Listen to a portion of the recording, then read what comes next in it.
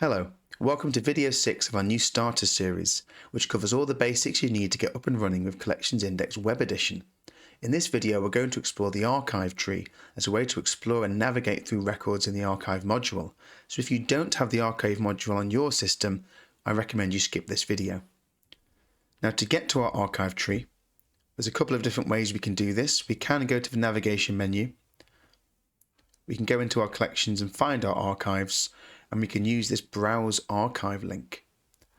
However, there's a quick way of doing this from the dashboard because you may have noticed we also have Browse Archive here as a common task on our dashboard. So whichever way you go, if you click Browse Archive, it will open up this pop-up window which shows our archive tree.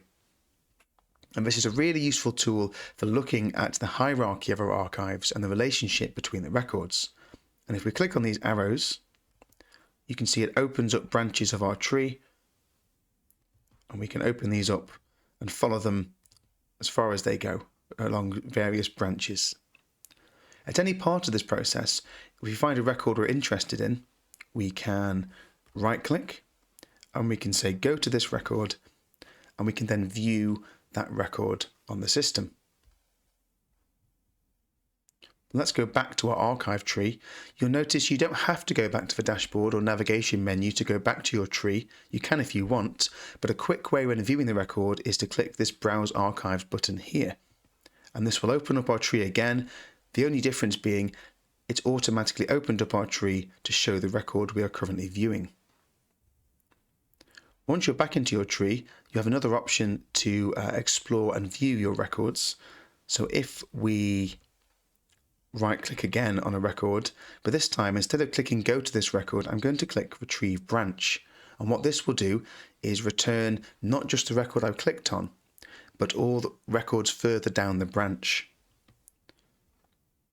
So here you can see I have this kind of subset of records with our record we clicked on, and then there are other records further down that branch which have also appeared, and then we can look at these and compare these in the usual way.